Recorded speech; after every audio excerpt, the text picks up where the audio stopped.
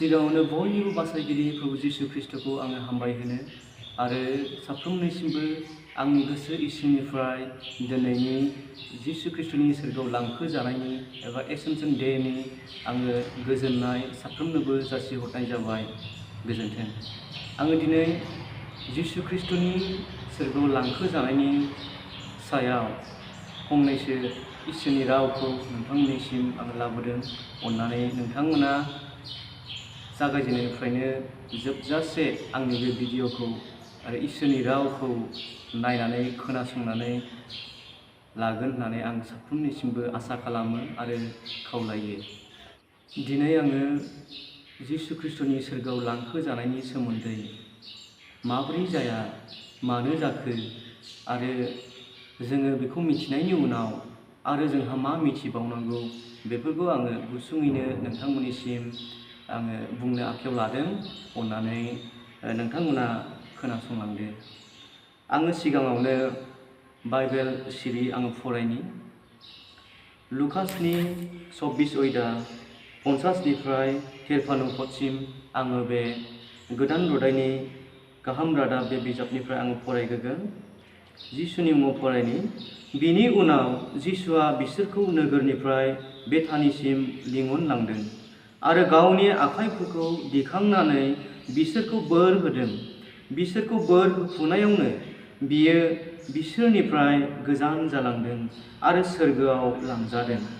बिसोरो बिखौ खुलुमबाय आरो रंजा बाजा जेरुसालेमाव थांफिनबाय आरो बिसोरो मन्दिराव इसोरखौ बाख्नायै थाबाय। आरो आङो मोनसे बाइबेल सिरि फरायबावगोन।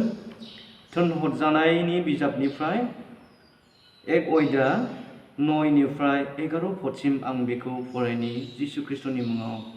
बेखौ बुंनायनि उनाव बिसोरनि मोखाङावनो बियो सोरगोआव लांजादों आरो जोमै दाखासे बिसोरनिफ्राय बिखौ आन्दो खालामदों।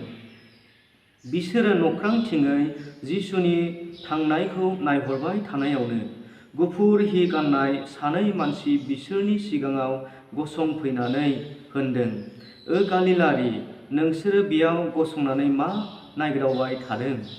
नोंसोरनिफ्राय सोरगोआव लांजानाय बि जिसुखौ जेरै नोंसोरो सोरगोआव थांनाय नुदों, बियो बेबादिनो फैफिनगोन।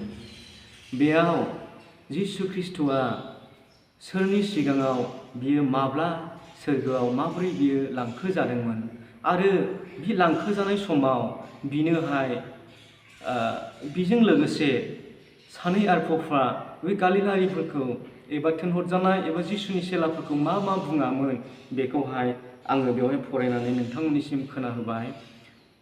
जोङो बे समाव नायलांनि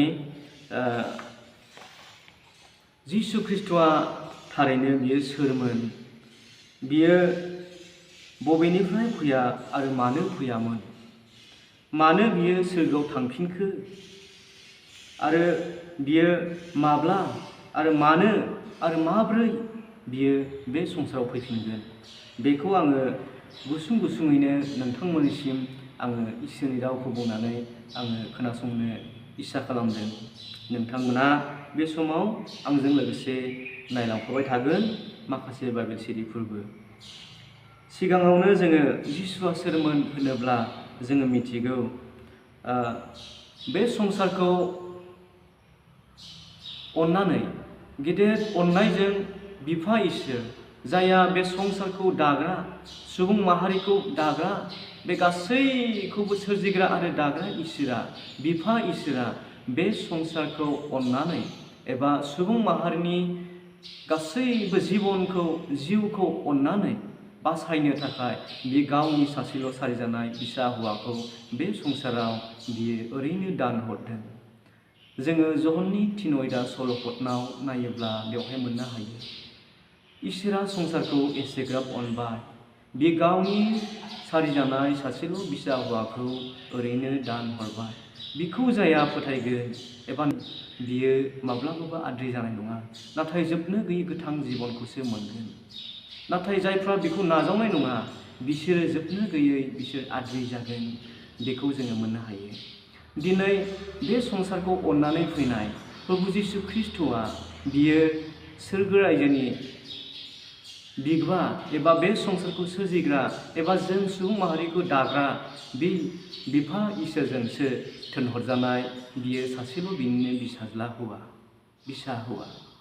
बे जिसु ख्रिस्ट'आ बियो जों मिथिगौ 4 BC जानो हागौ बे एप्रक्सिमेटलि बियो 4 BCआवहाय एबा 2000 बोसोरनि सिगां बियो बे संसाराव जोनोम लाफैदोंमोन आरो बिनि फैनायनि गुदि थांखियानो जाबाय बियो सुबुं माहारिखौ अननायनि थाखाय गावनि जिबनखौ बे संसाराव दान होनो थाखाय बियो जोंनि थैनांगौनि सायाव गावनो बे थैनो बिबान लानानै बे संसाराव नुजाफैदों। अब्ला बिनि फैनायनि थांखिया बेनोमोन जे गोबां सुबुं माहारिफ्रा बे सोरजिग्रा एबा दाग्रा गोथां इसोरनिफ्राय गोबां बेबायदिनो बिनि आखाइनिफ्राय एबा बिनि बोसोननि सिङाव थानायनिफ्राय गोजान बेबायदि आन्दायलांबायमोन एबा गोबां मानसिफ्रा अहंकार जानानै गावनि गोसो बायदि जिउ खांनानै आन्दायलांबायमोन। बे आन्दायनायफोरखौ लुकासनि 19:10 बुंनाय दङ। जिसु ख्रिस्ट'आ गावनो बुंदों, आङो गोमानायफोरखौ नागिरनो आरो बासायनो थाखायसो बे संसाराव फैदों। दिनै जायफ्रा गोमानानै दङ बे गोथां इसोरनि आखाइनिफ्राय बे गोमानाय साफ्रोमबो मानसि हारि गुबुन जाथिफोर गासैखौ बे बासियालाबा गासैबो बे दाग्रा इसोरा बयखौबो अननायजों बियो गावनि सासेल' बिसा सारिजानाय जिसु ख्रिस्ट'खौ बे संसाराव दान हरदों आरो बे जिसु ख्रिस्ट'आ बे गासैखौबो नागिरनो थाखाय आरो बासायनो थाखाय बियो फैबाय। अब्ला जोङो मिथिगौ बे जिसु ख्रिस्ट'आनो बियो जोंनि जिउनि बासायगिरि आरो बे जिसु ख्रिस्ट'आ बियो बिफा इसोरजों थिनहरजानाय सासे बिसा हौवा। बे संसाराव बियो गावनि गोसो बादि बियो फैयाखै, नाथाय बियो बिफा इसोरजों एबा बिफा इसोरनि गोसो बादि थिनहरनायनि सायावसो मानिनानै गंग्लायनानै बियो बे संसाराव बियो फैदों आरो बियो गावखौनो बे संसाराव सुबुं माहारिनि थाखाय बियो जोनोम लानानै 33 बोसोर बियो संसाराव जोनोम लानानै बियो जिउ खांदों।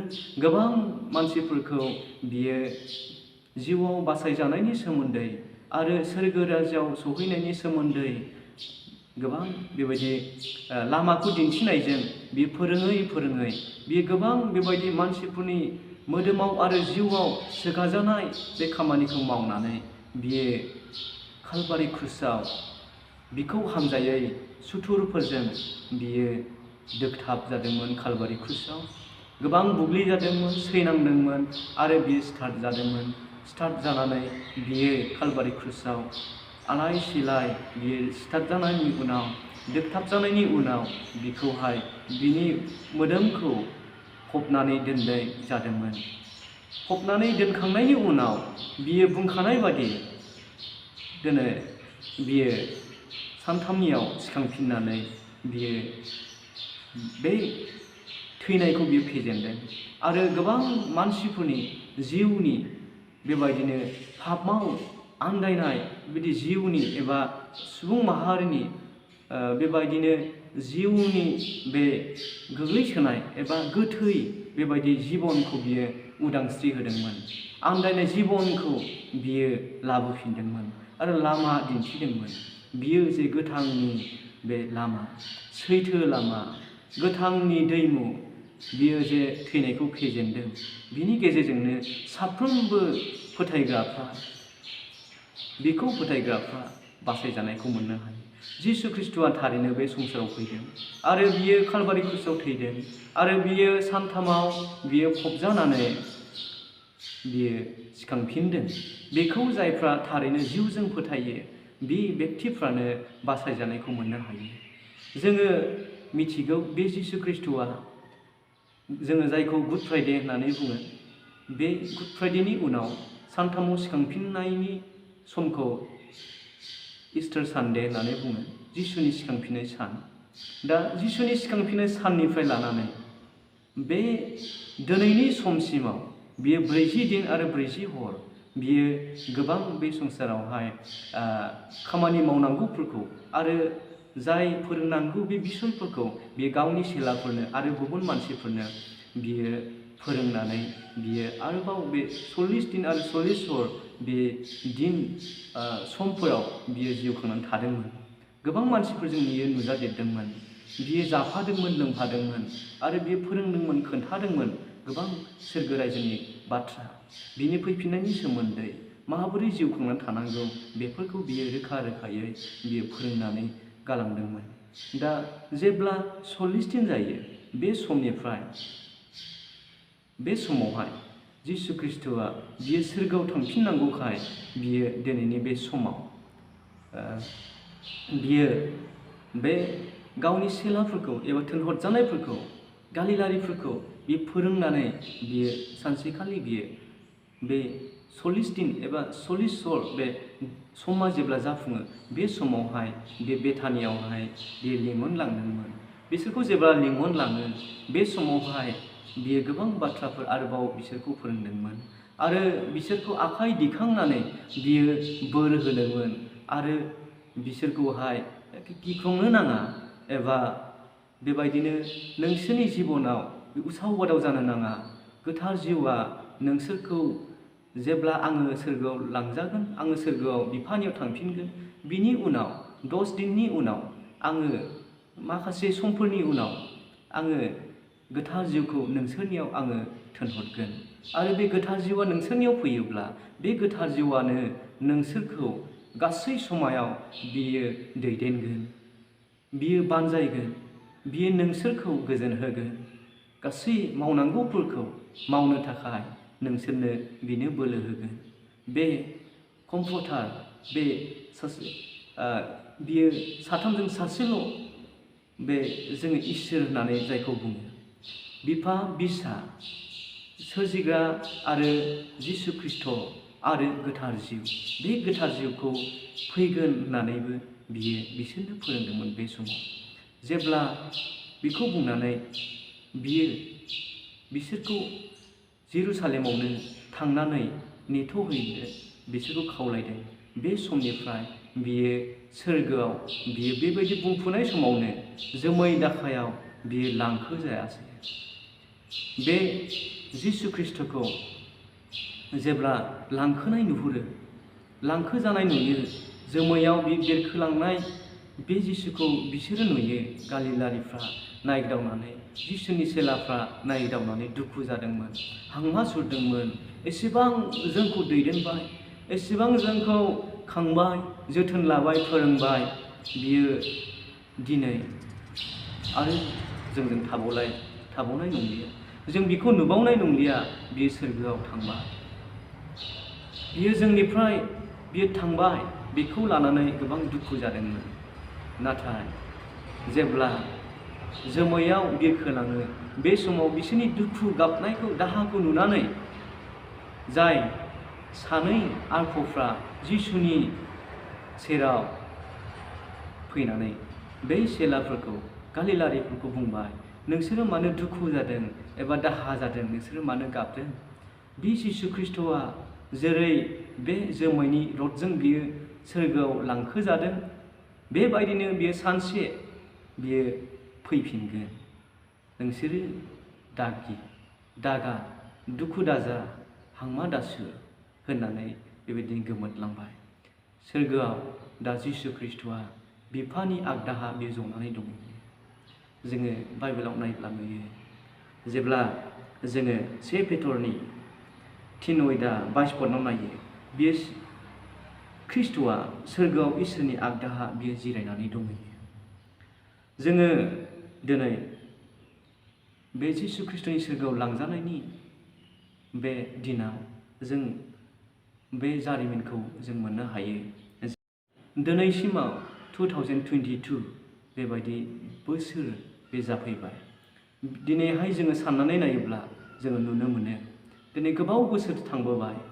जोङो बेखौ हिसाब खालामोब्ला बियो 1900 बोसोरनि बियो बारबाय। 2000 बोसोर बेबायदि बैसोसिम दिनै जानोसै जिसु ख्रीष्टआ सोरगोआव लांखो जानायनिफ्राय लानानै दिनै गोबाव बोसोर 1900 बोसोरसिम बियो जाबाय। नाथाय आलफ'फ्रा जिसु ख्रीष्टआ जेब्ला सोरगोआव लांखो जायो बे समाव गालिलारिफोरखौ एबा जिसुनि सेलाफोरखौ थिनहरजानायफोरखौ बुंदोंमोन, नोंसोरो सिन्था दाखालाम, नोंसोरो दुखु दाजा, नोंसोरो दागाब, जिसु ख्रीष्टआ जेरै सोरगोआव लांखो जादों बेबायदिनो नोंसोरखौ लांनो बियो एखे बेबायदिनो फैफिनगोन। दिनैहाय जोङो बे जिसुनि फैनायखौ दासिमबो जों लोगो मोननो हायाखै। दा फैनायनि सिगांनो जोङो बेखौ लोगो मोननायनि सिगांनो दिनैनि बे समाव जिसु ख्रीष्टनि सोरगोआव लांखो जानायनि बे समाव दिनैहाय दिनावहाय जोङो मा सोलोंनो हायो, जोङो मा खालामनो नांगौ बेखौ आङो नोंथांमोननो आरोबाव बुंनो आखायाव लादों। दिनै जिसु ख्रीष्ट सोरगोआव लांखो जानायनि सिगांनो बियो फोरोंलांदोंमोन। बिनि गावनि फैनाया जे बे संसाराव दान्दिसेनि थाखायल', बेबायदिनो जोंनि संसाराव थांना थानायाबो दान्दिसेनि थाखायल'। जोङो बे संसाराव बेबायदिनो जों एम्बासाडरफोर बादि होननानै बुंदों। जोङो 2 करन्थियानि 5:20 नायोब्ला जोङो मोननो हायो। जोङो बे संसारावहाय जोङो साखि होग्राफोर, जोंनि सोरगो रायजोनि जिसु ख्रीष्टनि बाथ्रा फोरोंनायफोरखौ, खोन्थानायफोरखौ, बासायजानायनि सोमोन्दै जोङो साखि होनो जोङो सायख'जाबाय। जोङो बिनि सोमोन्दै साखि होनो नांगौ। जोंखौ जिसु ख्रीष्टआ बुंदों, लुकासनि 24:48 जोङो जेब्ला नायो बेवहाय मोननो हायो, नोंसोरो आंनि साखिफोर जानानै नोंसोरो थादो। जोङो बे संसारनि गासै सुबुं माहारिनि गेजेराव जिसु ख्रीष्टनि सोमोन्दै बेखौ नाजावब्लाबो आरो नाजावाब्लाबो साखि होनांगौआ जोंनि आखायाव। दिनै जोङो बे संसाराव थांना थासान्दि समायावनो जोंनि जिबनाव मावनांगौ गेदेर मोनसे खामानि, बे खामानिखौ जिसु ख्रीष्टआ जोंनो होलांबाय। आरो जों बे खामानि मावनांगौआव जों गोजाल' नङा, जों सासे इसोर दङ। बे इसोरा जाबाय गोथार जिउ। जोङो जेब्ला जिसु ख्रीष्टखौ थारैनो नाजावो, जिउजों जों नाजावो, फोथायो, अब्लानो जोंनि जिबनाव बे गोथार जिउआ थायो। आरो बे गोथार जिउआ जोंनियाव थानानै जोंनो जिसु ख्रीष्टआ खामानि मावनो होलांनायफोरखौ बिनो मावनो फोरोङो आरो बिनो दिन्थियो आरो बिनो जोंनो बोलो होयो। दा जों साफ्रोमबो जिसु ख्रीष्टनि खामानि मावनो थाखाय सिगां जों जिसु ख्रीष्टखौ नाजावग्रोनांगोन। जोङो बासायजानाय नांगोन, बासायजानाय जों जाखानांग्रोगोन जोङो। आरो जोङो जिसु ख्रीष्टनि बेबायदिनो थिनहरनाय गोथार जिउखौ जोङो नाजावनानै लाग्रोनांगोन। जोङो दिनै जिसु ख्रीष्टआ मानो फैदोंमोन जों बेखौ थारैनो जों मिथिबाय। बियो थारैनो दसे समनि थाखाय बियो गावनि मावनांगौखौ बिफा इसोरजों थिनहरजानानै बियो मावनानै गालांबाय। जोङो जहननि 14:3 नायोब्ला नुयो, आङो थांनानै नोंसोरनि थाखाय जायगा थामथिम खालामगोन आरो फैफिननानै नोंसोरखौ आंनियाव लांगोन आरो आं जेराव थागोन नोंसोरबो बेयावनो थागोन। बे बाइबेल सिरियाव जोङो मोननो हायो, जिसु ख्रीष्टआ बियो सोरगोआव बियो थांनानै जोंनि लागै फोथायग्राफोरनि थाखाय बियो जायगा थामथिम खालामनो बियो थांगोन। आरो जेब्ला जायगा थामथिम खालामखाङो, बियो बे संसाराव सुबुं माहारि जायफ्रा बासायजानानै थागोन, धोरोमिया जिउ खुंगोन, जिसुखौ नेनानै थागोन, बिसोरखौ बियो लांनो थाखाय बियो फैगोन। आरो जोंखौ लांनानै बियो जेराव थायो बेयावनो जोंखौबो लानानै बियो थागोन। दिनै जोङो मिथिगौ, बै समावनो जिसु ख्रीष्टआ फोथायग्राफोरखौ बियो लानानै थाङोमोनब्ला गोबां फोथायग्राफोरखौ बियो मोनलांनाय नङामोन। दिनै बियो गोबां बे संसारनि मानसिफोरखौ बयनिबो जिबनखौ अननायनि थाखायनो बियो सम दोनदों, जाहाथे गोबां बयनिबो जिबनफ्रा सोरगो रायजोआव बे बिफा इसोरजों सहैफानो हायो, सोरगो रायजोआव बिजों थाफाहैनो हायो। बे समखौनो जिसु ख्रीष्टआ जोंनो होगासिनो दं। बे समखौनो जिसु ख्रीष्टआ नेनानै दंगासिनो दङ, जोंनि लागै गिदिर बे इसोरनि अननाय। जोङो आरोबाव जहननि 6:38 नायोब्लाबो मोननो हायो। मानोना आङो गावनि गोसो बादि मावनो सोरगोनिफ्राय ओंखारबोआखै, नाथाय जायहा आंखौ थिनहरदों बिनि गोसो बादिसो आङो बे संसाराव फैदों। जोङो जिसु ख्रिस्टनि फैनायनि जोङो थांखिखौ जों मिथिबाय आरो बियो जे बुंलांदों आङो सानसे समाव फैफिनगोन, सिखाव बायदि फैगोन। सिखाव बायदि जिसु ख्रिस्टआ जाय आलफाफ्रा बुंदों बियो एखे जोमैनि रथआव बियो फैफिनगोन जोंखौ लांनो। बेबायदिनो बियो माब्ला फैफिनगोन आरो माबोरै फैफिनगोन जों बेखौ मिथिना थानाया गोनां। जिसु ख्रिस्टनि फैफिननाया बियो मेगन मोख्रेबसेयाव जागोन। सेथि फैफिननाय बियो नुवा नुस्लाबा सिखाव बायदि फैनाय जागोन। बे सिखाव बायदि फैनाय बे दिनखौ रावबो मिथिया।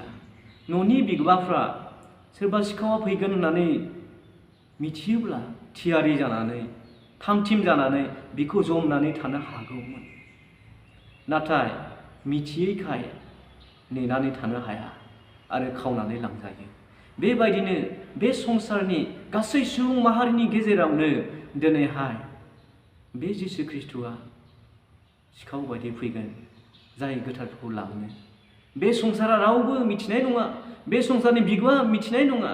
संसार माने बे संसारनि फाबाव आन्दायनानै थानाय मानसिफ्रा रावबो माब्ला खावनानै लांखो गोथारफोरखौ, माब्ला लांखो जाखो बेखौ रावबो मिथिनाय नङा। बियो सिखाव बायदि फैगोन। जोङो माथाइनि 24:42 बुंनाय दङ, जोङो सिरि मोननानै थानो नांगौ, जिसु ख्रिस्टखौ नेनानै थानांगौ। बेनि सोमोन्दै बेवहाय बुंनाय दङ।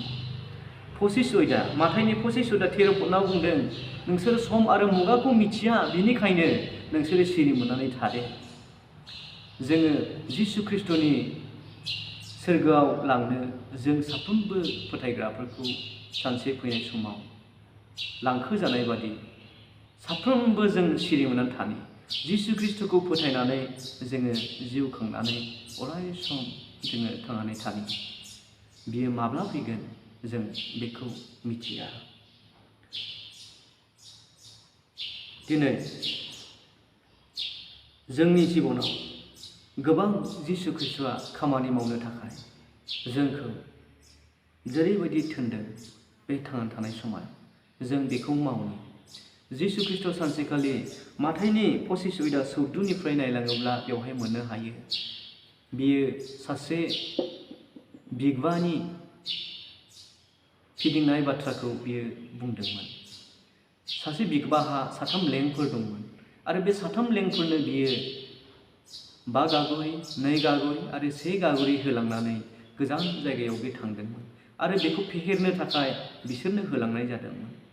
आरो सानसे समाव बे फैफिननानै बिसोरनि फेहेरनाय, बिसोरनि मावनाय बायदि बान्था होनो जेब्ला बिसोरखौ लिंहरनानै हिसाब लायो, 2 बेक्ति 5 गागरि मोननाय, 2 गागरि मोननाय बेक्तिफ्रा फेहेरनानै मोजां खामानि मावनानै थादोंमोन आरो बिसोरखौ साबायखर होनानै गोजोननि रायजोआव बिसोरखौ हाबनो थाखाय क्षमता होदोंमोन। आरो जायहा 1 गागरि मोनदों बे बेक्तिया बियो मोजां खामानि मावैखाय, बे होलांनाय गागरिखौ फबनानै दोननायखाय बे बेक्तिखौ बुंदों, नोङो गाज्रि लें, दुष्ट एबा मूर्ख लें, नोंनि जायगाया जोबनो गैयै अरनि लैथोआव जासिगोन, बिखौ लांनानै गारहैदो। जोंनि जिबनाव दिनै जिसु ख्रिस्टआ गावसोरखौ लांखोजानायनि उनाव गाव बादि गोबां खामानि मावजानो थाखाय जोंखौ दिनै सायख'बाय। जों साफ्रोमबो जिसुनि चेलाफोर जानानै जिसुनि गोबां थोनलांनाय बाथ्रा, माबोरै बासायजायो मानसिया, माबोरै सोरगोआव थांनो हायो, सोर नोरगआव थांगोन, बे संसारा माबायदि संसार, जोंनि जिबनाव जों माबायदि जिउ खांनांगौ, बेफोरखौ जोंनो फोरोंनो थाखाय जिसु ख्रिस्टआ जेरै फोरोंलांदों। जों थारैनो बे संसाराव थांना थासान्दि गुबुना जाहाथे बयबो बासायजायो, बे संसारनि मानसिफ्रा बयबो बासायजायो, जिसु ख्रिस्टखौ नाजावनो थाखाय हायो। बेनि थाखाय जोंखौ खोन्थानो थिननाय बादि जोङो थारैनो जिसुनि बोसोनखौ लानानै जों खोन्थायो। दिनै आरो जों खोन्थानांगौ आरो जोंनि बे खोन्थानांगौआव बेयाव गोबां बेबायदिनो जोंनि गोथार जिउआ जोंखौ हेफाजाब खालामगोन अनजाग्राफोर। दिनै जोङो जिसु ख्रिस्ट'आ जेरैबायदि फैफिनगोन बे फैफिननायखौ जों बयबो दिनै नेनानै थानायनि मोनसे सम। जिसु ख्रिस्ट'खौ जायफ्रा नेनानै थानो हागोन बिसोरल'सो सोरगो रायजोआव सहैनो हागोन। दिनै आङो गोबां बाथ्रा बुंनो सानाखिसै।